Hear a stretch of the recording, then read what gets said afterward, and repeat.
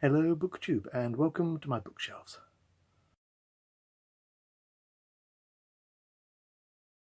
So today I'm going to wrap up the Inspector Morse series of books by Colin Dexter.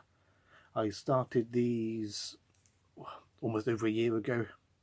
I started reading one a month, and then towards the end of last year started reading 2 or 3 a month. And I finished the last one at the end of December. I sort of ran over into New Year a little bit, but yeah, so end of last year. So today I'm going to wrap up the series. So the Inspector Morse books by Colin Dexter consist of 13 novels and 1 short story collection. The books led to a successful TV series starring John Thor as Inspector Morse, and then that led to 2 other spin-off TV series.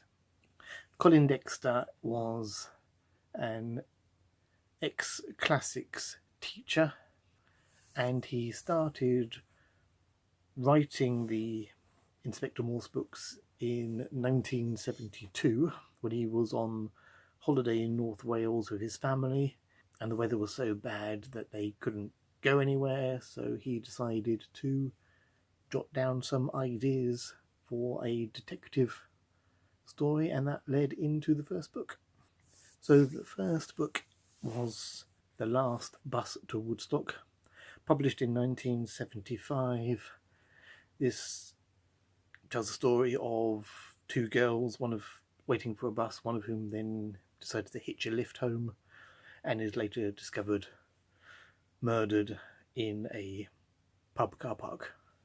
Now the characters, especially Lewis and Morse, if you've come to this book straight from the TV series, then the characters aren't quite what you'd expect. Lewis is described as Welsh for once. Lewis is described as Welsh for one thing, and sort of an ex-boxer or an ex-army boxer. Morse is even grumpier than as portrayed by John Thor. But the book is tightly plotted. It's a very good debut. It's a good, solid murder mystery, and it's a little dated now, especially with the attitudes to women, something which Colin Dexter doesn't really tackle through the books. Yeah, a good 1970s police procedural, I can't say that, a good police novel. Next comes Last Seen Wearing. This involves a missing girl, and a few years later, after new evidence comes to light, Morse is given the job to track her down or see what's happened to her. Now, this starts a theme in the Inspector Morse books, which is quite different to other detective novels, in that Morse is wrong for 95% of this book. He will latch on to a suspect and is convinced they're the guilty party, and then new evidence comes to light which proves it can't be them, and so he will then have another theory. And for a lot of this book, Morse is completely wrong, which I've never seen in a detective book. I mean, obviously he gets the right one in the end, but it's an interesting take on the detective novel. The third book in the series is The Silent World of Nicholas Quinn. Nicholas Quinn is deaf, and he has a post in the Oxford University in the exam board. He is then killed with cyanide, and Morse and Lewis investigate. Now, this is a better book than the first 2. Morse's character is more developed in this one. Colin Dexter is obviously more comfortable with where the character's going. And again, a theme starts in this one where it's mentioned that no one knows Inspector Morse's first name. He's only ever referred to as Detective E. Morse. And we don't find out Morse's first name until the penultimate book. This is a good book. Again, Morse gets it wrong again and again, The male characters in this book are well drawn and realised, but the female characters, again, are stereotypical 1970s sexual objects written by a man. So there's a failing in the Morse books, which, as I said, he doesn't really solve. Next we have the Service for All the Dead. The Service of All the Dead. So this was written in 1979. A brutal killing of a church warden leads Morse to investigate, and he uncovers not one murder but two. Now the novels here start to become incredibly complicated, and lots of characters weave in and out of the story. I thought the plotting was good, but you really have to concentrate with some of the characters as they will come and go throughout the story, and you have to remember what that character did when you haven't read them for about 100 pages. Morse's character is, again, developed for better and worse. Some of his flaws are more highlighted: his drinking problem, his irritability, and his relationship with Lewis is developed as well. Yeah. It was a good paced book, but when I got to the end, I felt I had to sort of go back and sort of work out what actually happened and who was doing what. So yeah, it's like I say, this is where they start getting really complicated.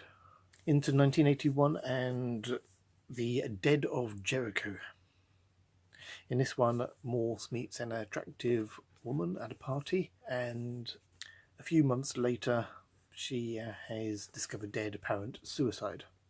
Morse is unconvinced and starts to investigate. Morse, throughout these books, especially the later ones, is described as incredibly attractive, and lots of female characters come and go through the stories who fall in love with Inspector Morse, normally on first viewing, so to speak. And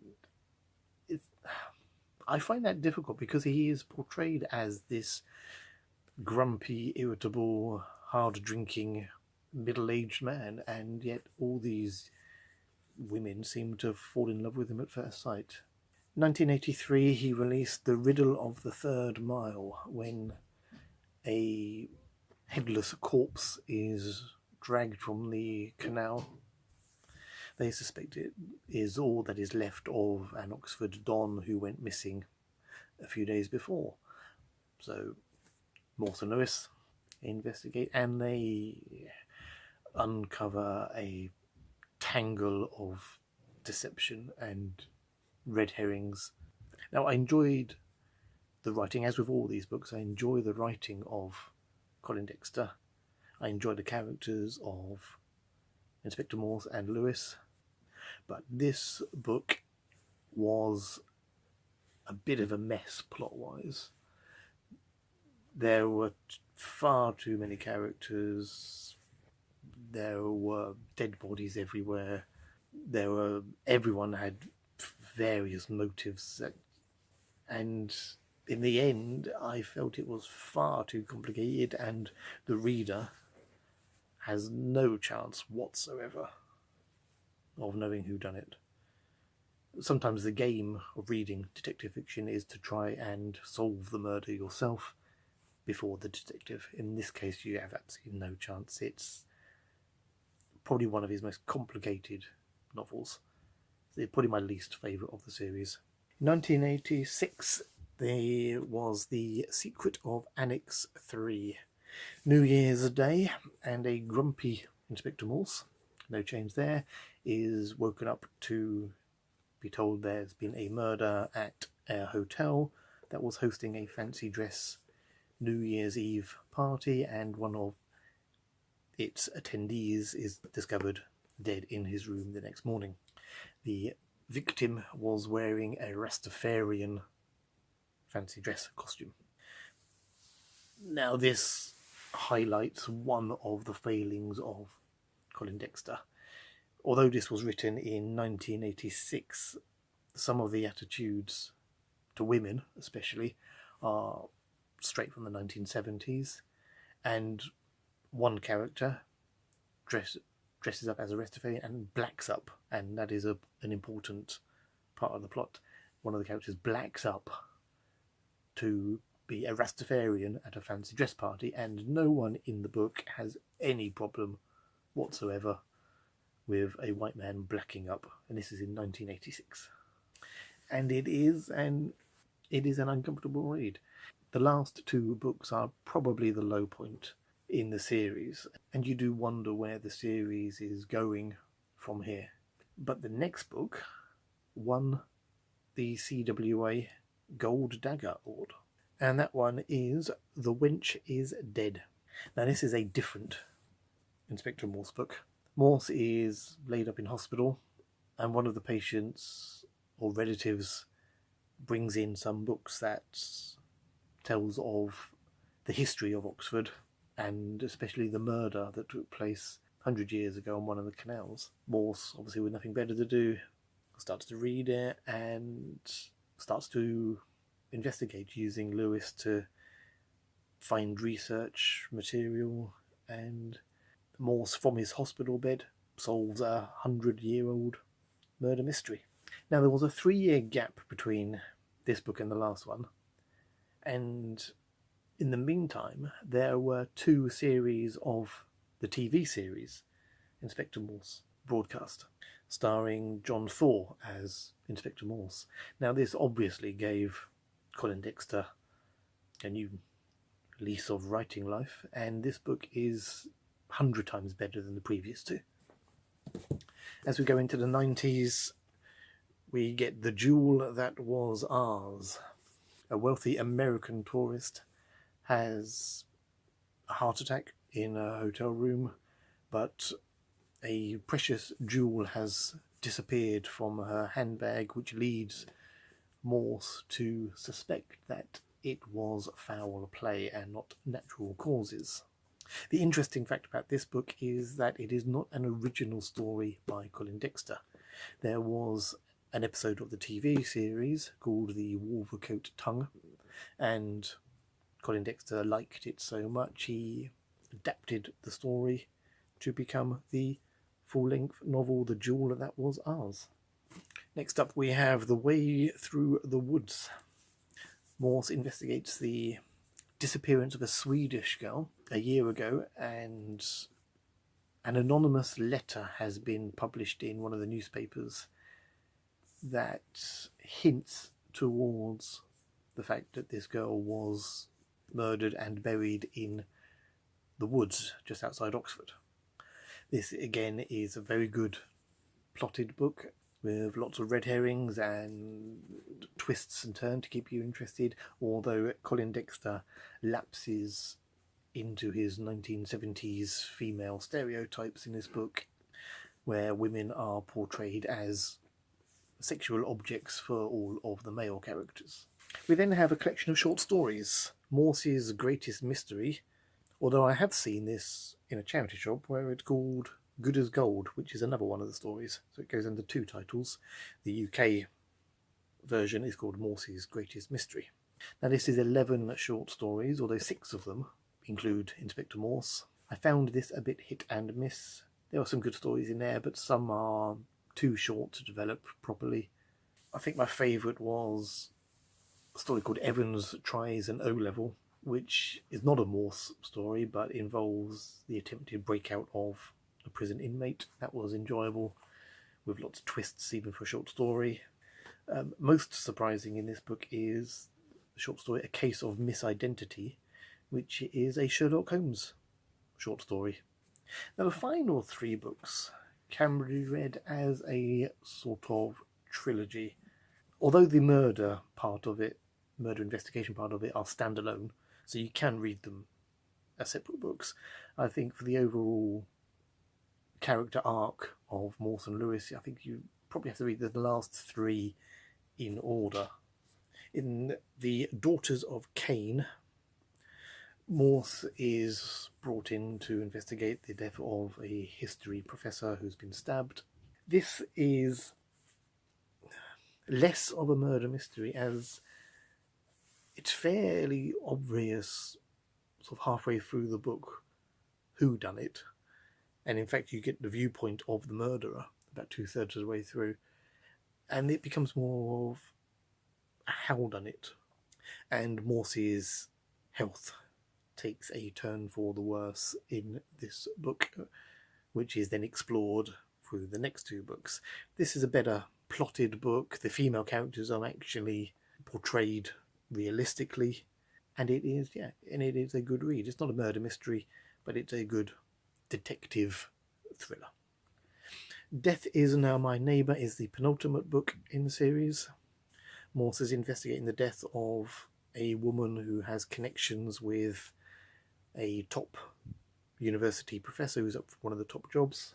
And Colin Dexter again lapses into a very complicated plot here, and I felt with the murder investigation part of this book that it was overly complicated, and I struggled to keep track of who was where, with whom, at what time, and I sort of lost interest in that part of the book. More interesting is the Morse character arc, as what happened in the previous book starts to take its toll in this one.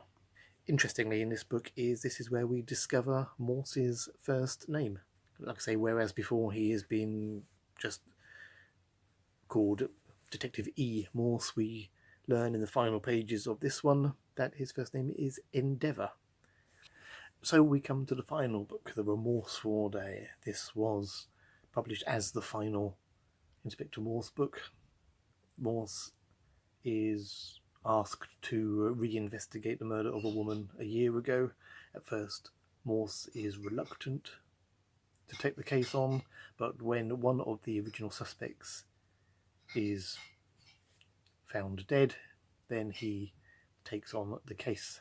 But the murder investigation sort of takes second place in this book as Morse's health deteriorates, and the growing sense of the end is hinted at all the way through the book. You know it's coming, you just not sure when or how, and it's sort of hinted at all the way through. So an overview of the series. Of all the books, I've found that in a lot of the books, the characters of Morse and Lewis and their arc throughout the books sometimes overshadowed the actual murder investigations in the individual books. Some of them were far too complicated, and you sort of lose track of who was where in a lot of them. I think my favourite of the books is The Jewel That Was Ours, which ironically is not an original story by Colin Dexter. This was actually adapted from the TV series, but I felt that one was the better written, better plotted book of the series, although the last three I think are tremendously written. And as I said, there was a TV series made of these books. Not all of the episodes were based on stories by Colin Dexter, some were original stories, but all of the books were filmed. The TV series, Inspector Morse, ran for 8 series between 1987 and 2000. In 2006, a spin-off from that series, Lewis takes the top job in these, and that ran for 9 series between 2006 and 2015. And in 2012, another spin-off called Endeavour, which is about Morse's early career as he first joins the police force, so set in the 1960s. As of time of filming, there have been 4 series of Endeavour, which are very enjoyable. If you haven't seen Endeavour, they are very, very enjoyable, with lots of nods to the original series and to Lewis and to the books, lots of little Easter eggs, and yeah, very well done. So that was my Inspector Morse series wrap up. I hope you enjoy me talking at length about those books, and hopefully you'll want to pick up one of the Colin Dexter Inspector Morse books. If you've read any of the series, let me know, comment down below, and I'll see you again in my next video. Thank you for watching.